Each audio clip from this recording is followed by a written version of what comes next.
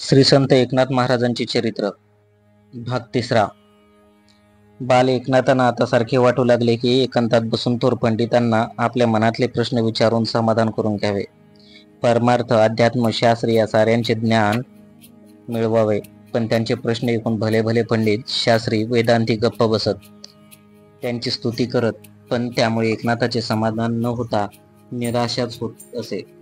त्यांचे मन सारखं विचार करीत होते की स्वानुभवाला उत्तरणारे ज्ञान आणि गरिबाच्या कल्याणाचा उपाय सापडण्यासाठी कोणाला शरण जावे, यासाठी रोज सकाळी ते शिवालयात जाऊन चिंतन करीत बसत.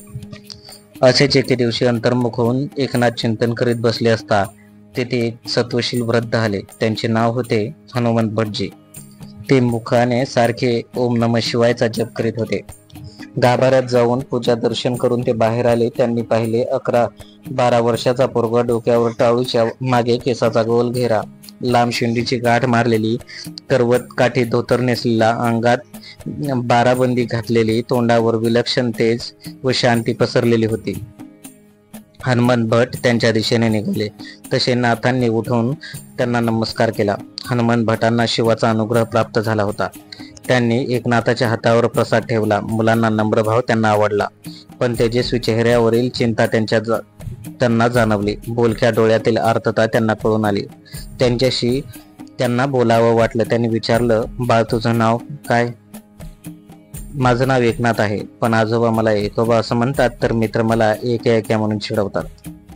हनुमान भटांना त्याचा चुणचुणीतपणा आवडला. उत्तर ऐकून त्यांनी स्मित हास्य केलं. त्यांनी पुढे विचारलं, घरी कोण कोण आहे तुझ्या? आजी आणि आजोबा. आई वडील नाहीत, देवाघरी गेलेत, त्यांनी सांगितलं. नाव काय तुझ्या आजोबाचं? पंडित चक्रपाणी म्हणतात त्यांना, एकनाथांनी उत्तर दिलं. अरे, तुझे कुल तर फार मोठे, प्रतिष्ठित आहे, हनुमंत भट म्हणाले. पण पंत, मला एक सांगा की केवळ कुळ चांगलं असलं की माणूस मोठा होतो का? एकनाथाने विचारलं. हनुमंत भट म्हणाले, नाही, तसं नाही. माणूस आपल्या गुणाने मोठा होतो, पण मोठ्या कुळात गुणवान होण्याची संधी चांगली लवकर मिळते. म्हणूनच आपल्या कुळाचा प्रत्येकाने अभिमान धरला पाहिजे. पण काय रे, तुझे आजोबा तुझ्याकडून खूप अभ्यास करून घेत असतील ना? होय, त्यांना आळस आवडत नाही. अभ्यासात आळस केला तर खूप खूप ठोकून काढतात. ते माझा खूप अभ्यास करून घेतात, एकनाथ म्हणाले. मग किती वेळा मार खाल्लास आजोबांचा? हनुमान भटाने विचारलं. एकदाही नाही, कारण मी एकदाही अभ्यास चुकविला नाही. माझ्या आजोबांनी मला रामायण, महाभारत, 4 वेद, सुभाषिते शिकविले आहेत. एकनाथ, वयाच्या मानानं चांगलं पाठांतर झालंय तुझं. हनुमान भट. पंत, पाठांतराने माणूस ज्ञानी होतो, शहाणा होत नाही, असं का म्हणतोस? कारण द्रोणाचार्यांनी कौरव पांडवांना शिकवलं. पांडव चांगले झाले, पण कौरव दुष्ट राहिले. भर सभेत द्रौपदीची बेआबरू करताना त्यांना काहीच वाटलं नाही. एकनाथ हनुमान भटांना म्हणाले. परत, पंत, तुम्ही मला द्याल प्रश्नाचं उत्तर? बेटा ऐकोबा, तुझ्या प्रश्नाला उत्तर द्यायला माझ्याजवळ शब्द नाहीत. तू एखादा चांगला गुरु करून घे, त्यांच्याकडून अनुग्रह घे, असे मला वाटते, हनुमंत भट म्हणाले. पण माझ्या गुरु होण्यासाठी मी कुणाकडे हात पसरू, कुणाचे पाय धरू? एकनाथ केविलवाने म्हणाले. खरं सांगू, तुझ्यासारख्या जिज्ञासू, मुमुक्षु, ज्ञानवंत आणि विचारवंताचा गुरु होऊ शकेल असे कोणी पैठणमध्ये तरी नाही. पोट भरण्यासाठी विद्या विकण्याचा व्यवसाय चालवायला त्यांनी आज ब्राह्मण वैश्य झालाय आणि छुपी छुपी वैश्यगिरी म्हणजेच विषयवल्ली. हे फार तापदायक आहे. या विषवल्लीला कधीच गोडफळे येत नाहीत, हनुमान भट म्हणाले. पण मग पैठण बाहेर कोणी अशी व्यक्ती, असा महामानव आहे का? एकनाथ. हो आहे, देवगिरीचे जनार्दन स्वामी. पण मला शंका आहे, तू त्यांना जरी गुरु मानलेस तर ते तुला शिष्य मानतील का याची, हनुमान भट म्हणाले. तुम्ही त्यांची चिंता करू नका. आपले माझ्यावर फार फार उपकार झाले असे म्हणून एकनाथाने त्यांच्या चरणावर डोके टेकवले. हनुमान भटाने त्यांचा प्रेम उठवून पोटाशी धरून मायेने कुरवाळले. पाठीवर हात फिरवला. परत एकनाथाच्या कानात म्हणाले, देवगिरीचे जनार्दन स्वामी, तोच थोर पुरुष तुला सोपर कल्याणाचा मार्ग दाखवेल. हनुमान भटाने गुरुचे नाव व ठिकाण सांगितले. त्या दिवसापासून एकनाथाच्या गुरुचरणाची ओढ लागली होती. त्या चरणाच्या गुरुप्रसाद शिवाय मनातील खळबळ थांबणार नव्हते. शंकाचं समाधान होणार नव्हतं. मनाला शांती लाभणार नव्हती. म्हणतात ना, गुरुविना काही सापडे ना सोये, धरावे ते पाय आधी आधी. गुरुप्रसादाशिवाय ज्ञान नाही, ज्ञानाशिवाय भक्ती अपुरी, मग परमार्थ साधन कसे करावे. कारण हे जग जणू काही एक माया बाजार आहे, सर्वत्र भूलभुलाई आहे. बाहेर पडण्याचा मार्ग गुरुशिवाय कोण दाखविणार. गुरु बिन कोण बताए बाट, बडा बिकट यमघाट.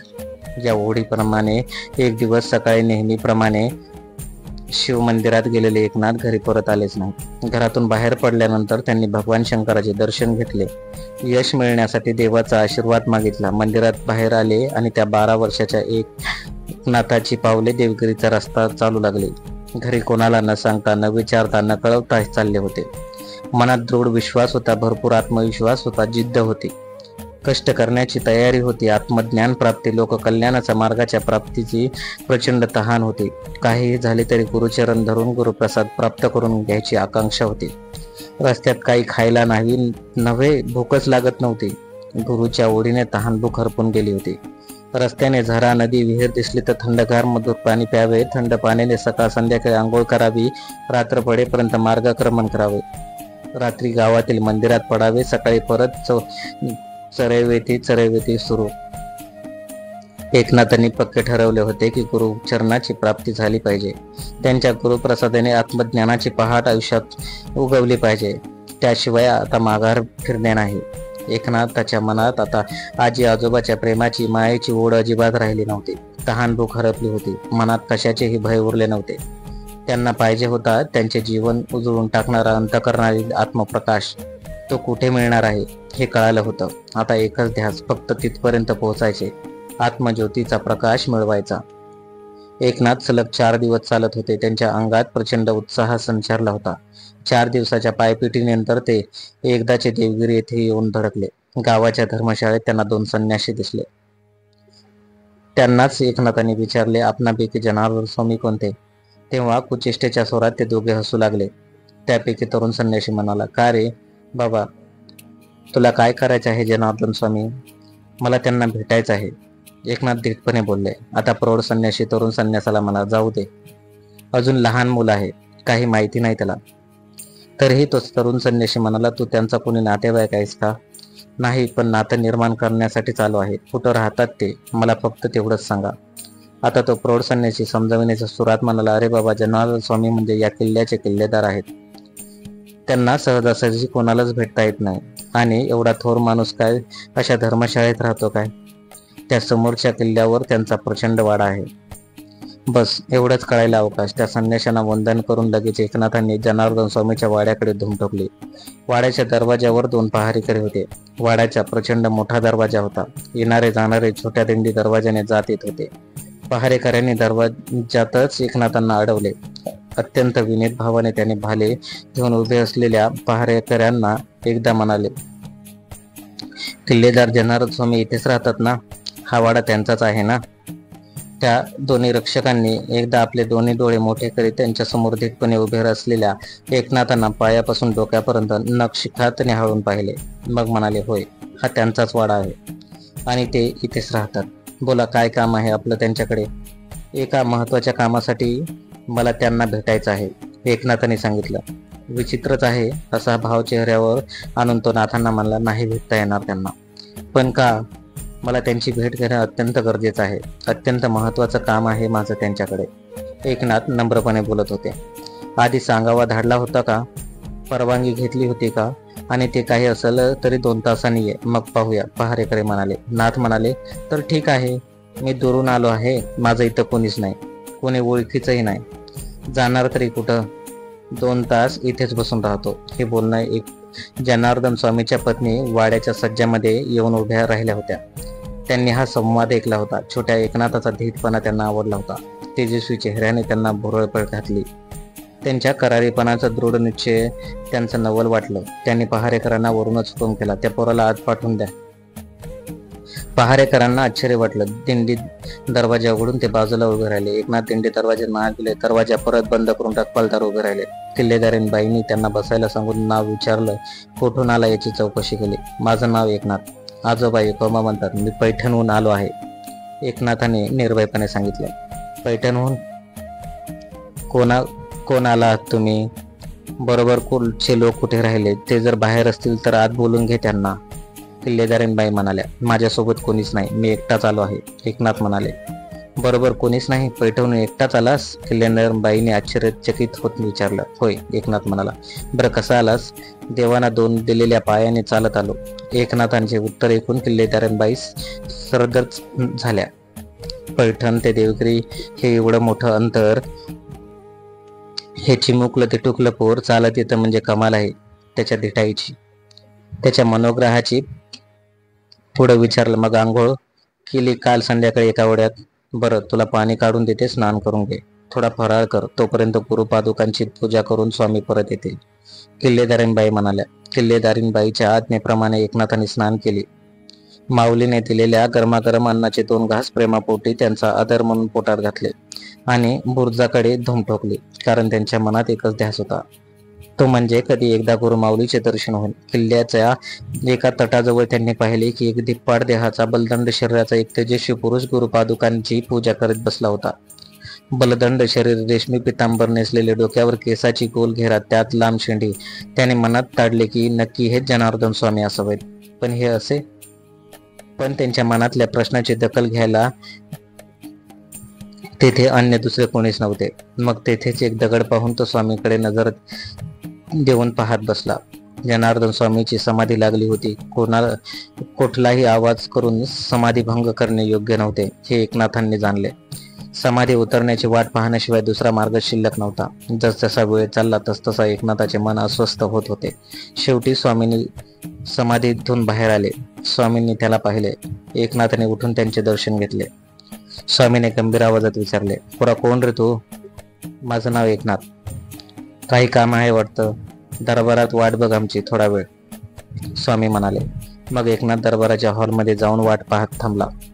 थोडा वेळ गेला आणि जोड्याचा करकरा असा आवाज आला. दाराचे द्वारपाल 2 बाजूला झाले आणि अब्दीने उभे राहिले. भरदार उंचीपुरी देहयष्टी, गोरा रंग, तेजस्वी पण करारी मुद्रा, कणखर देहयष्टी, भारदार व्यक्तिमत्वाचे स्वामी तेथे आले. पायघोळ अंगरखा, करवत काठी धोतर, जरीकाठी उपरणं, कमरेला तलवार, कपाळावर आडवा गंध, कानात भिगबाळी, भरदारवर रुबाबदार मिशा पहरेकरांनी मुजरा केला. एकनाथ नुसता आश्चर्याने पाहत होता. मन भानावर येत त्याने वंदन केले. दरबार तसे अन्य कोणीच नव्हते. आसनावर बसत त्यांनी एकनाथांना जवळ बोलावलं.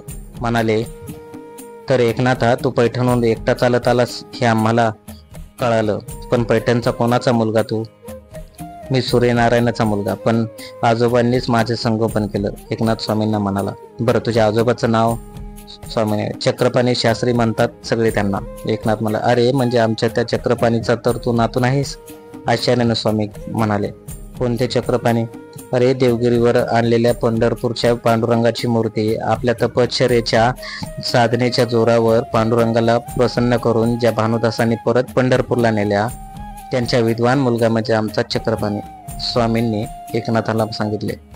स्वामीजी, तेच ते चक्रपाणी, मी त्यांचाच नातू, एकनाथ म्हणाले.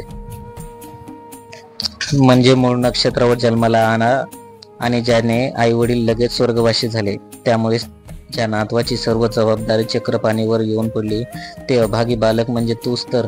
स्वामी म्हणाले. होय स्वामी, तो अभागी पोर म्हणजे मीच, एकनाथ म्हणाले. बरं, मग आता इथं कशासाठी आलास? आपल्या चरणाची सेवा करायला. अरे वेड्या, माझी सेवा करून तुला काय मिळणार? आपला अनुग्रह. अनुग्रह? होय, मी केलेली वेडीवाकडी सेवा आपण गोड मानून घेतली की मला अनुग्रह मिळाल्यासारखेच आहे. पण तू आजोबाची परवानगी घेतलीस नाही. अलीकडे ते माझा राग करतात, चिडचिड करतात. अरे, तुझ्या वर त्यांचा भारी जीव, मग राग करायचं कारण तरी काय? मी खूप शंका विचारतो. त्यांना ते आवडत नाहीत, त्यांचा राग येतो त्यांना, मग चिडचिड करतात. अशा राग येण्यासारख्या कोणत्या शंका विचारतोस त्यांना? स्वामी मग आजोबांना विचारलेल्या सर्व शंका धडाधडा त्यांनी स्वामींसमोर बोलून दाखवल्या. एकनाथ हा स्वतंत्र बुद्धीचा विचार करणारा, तेजस्वी, दृढ निश्चय असा मुलगा होता. हे अतिशय आनंदी झाले. एकनाथाचा हट्ट पुरा करण्याचे त्यांनी ठरवले. म्हणाले, एकनाथा, इथं आमच्याकडे तू राहू शकतोस.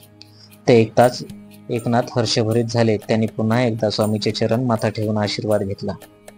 जनार्दन स्वामींनी एकनाथास प्रेमाने उठून आपल्या कुशीत घेऊन कुरवाळले आणि म्हणाले, बाळा उठ, आजपासून तू आमच्या कुटुंबातला एक झालास. तू समर्पित भावानं केलेली ईश्वराची उपासना, तू मनापासून केलेले निर्व्याज भक्ती, आनंदाने केलेली गुरुसेवा आणि नम्रतेने केलेले ज्ञानार्जन या गोष्टीतून तुला यश प्राप्त करून देईल. नाथा, तुझ्या घरी जसा आणि जितक्या मोकळेपणाने राहत होतास तसाच इथे राहा. काही फरक करण्याचं कारण नाही. हेही आता घर तुझंच झालं आहे. काही लागलं असल्यास निसंकोचपणे ते मागून घ्यायचं. तुझ्या घरी तू जसा आजीच्या हाक मारायचंस ना, तसंच किल्लेदारीन बाईला आजी म्हणायचंस आणि मला तू काय म्हणून बोलावणार? आपण सांगाल त्याप्रमाणे बोलून म्हणाला. एकनाथ म्हणाला, सगळे लोक मला स्वामी म्हणतात, तू सुद्धा त्याचप्रमाणे मला म्हणत जा. गुरुचं हे प्रेमाचं बोलणं ऐकून एकनाथांना फार आनंद झाला. त्याने स्वामीच्या चरणाला परत एकदा मस्तक टेकवले. स्वामींनी त्यांना उठवले, त्यांची पाठ थापटली. आता एकनाथाच्या मनातला संकोच, थोडी भीती, बुजरेपणा पार नाहीसा झाला होता.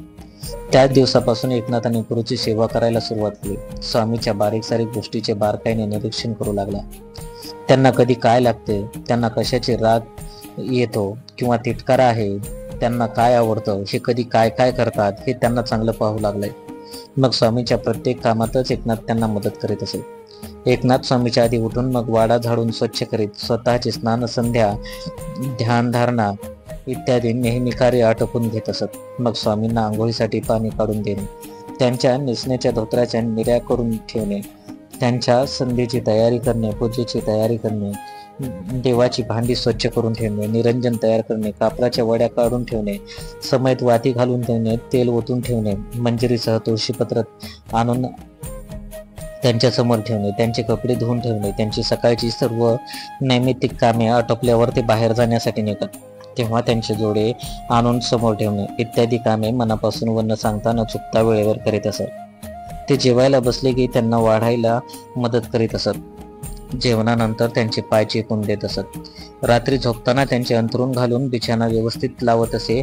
ते झोपल्यानंतर त्यांचे पाय दाबत असत. त्यांना झोप लागल्यावर त्यांच्या पायाशी असलेले अंथरूण टाकून ते झोपत असत. अशा तऱ्हेने आपल्या कामात त्यांनी कधीच उणे भासून दिले नाही. अशा तऱ्हेने एकनाथ स्वामींच्या घरी आता चांगलेच रुळले होते. त्यांची भीड नाहीशी झाली होती. परकेपणा वाटत नव्हता. घरच्यासारखेच ते येथे अतिशय आनंदाने आणि मोकळेपणाने वागत होते. आणि मोकळेपणाने वागत होते. जनार्दन स्वामी व त्यांच्या पत्नी या दोघांनाही मनापासून एकनाथ आवडत लागले होते. किंबहुना त्यांना एकनाथाचा लळाच लागला होता.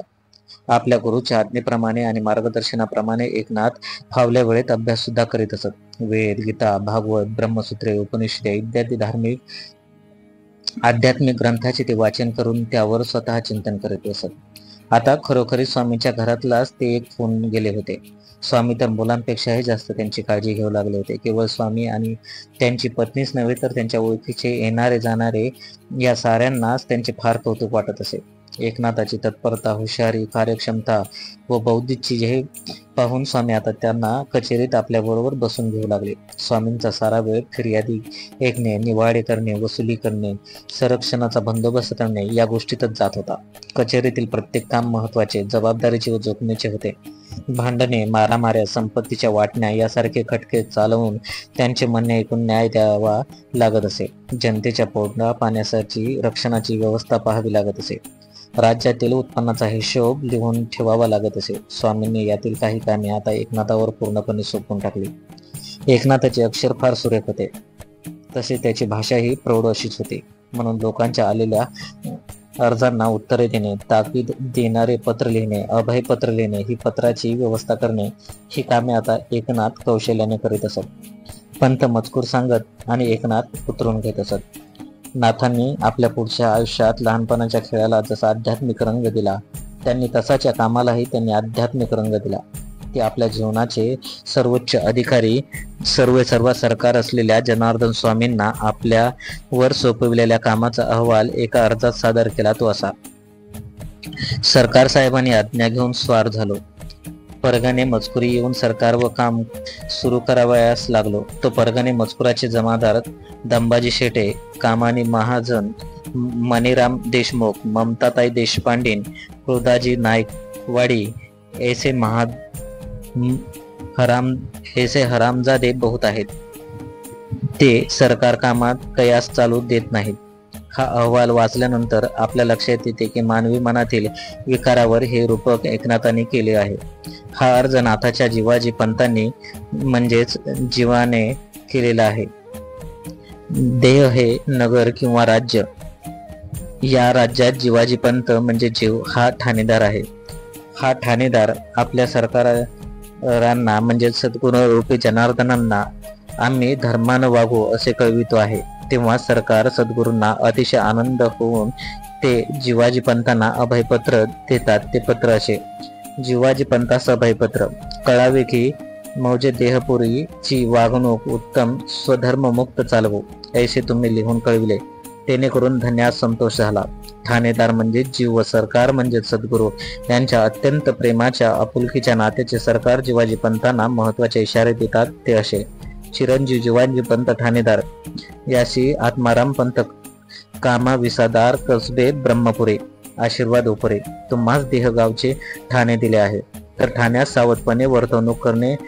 तेथे ममताई पाटलीन तिने लटिके दंभ उभे केले आहे, म्हणून तुम्हास सूचनापत्र लिहित आहे.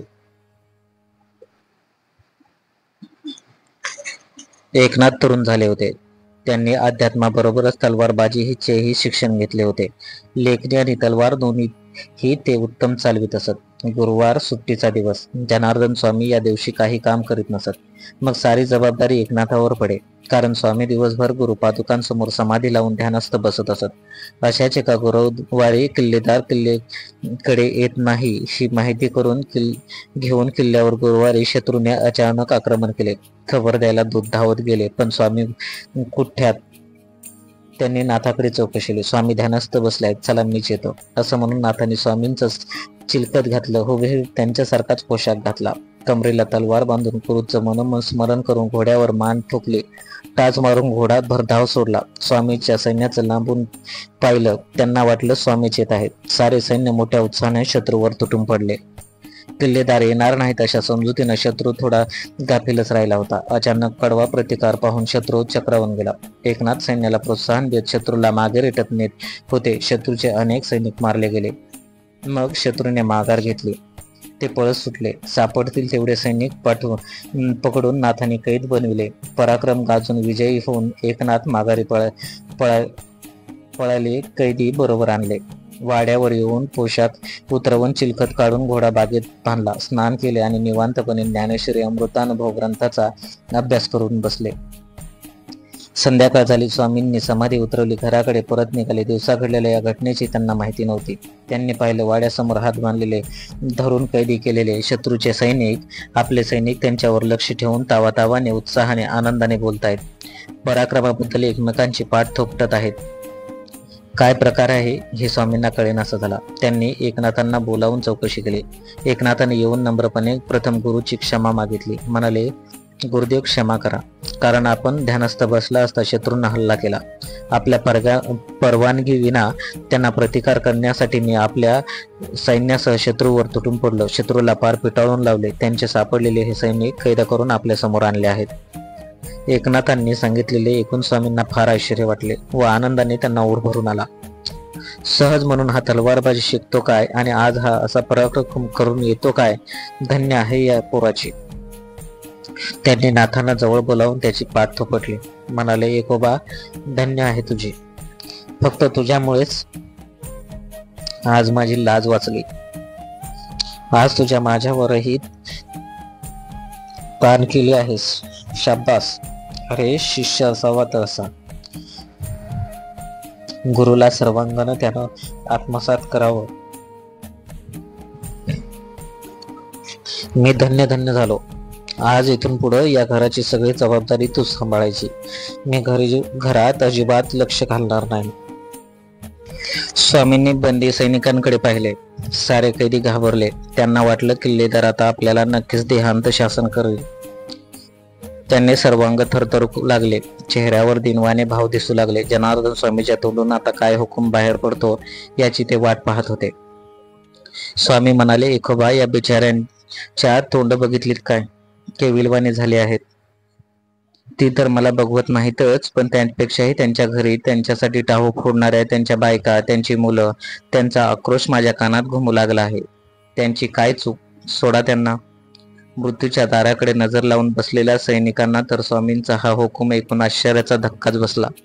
क्षणभर त्यांना त्यांच्या कानावर विश्वास बसेना. स्वामींच्या सैनिकांनी त्यांना मोकळे केले. त्यांनी किल्ल्याचा दरवाजाकडे धूम ठोकण्याऐवजी स्वामींकडे धाव घेतली. त्यांनी स्वामींच्या आणि एकनाथाच्या चरणावर डोके टेकवले. स्वामी त्यांना उठवीत म्हणाले, बाबांनो, आता आनंदात जा.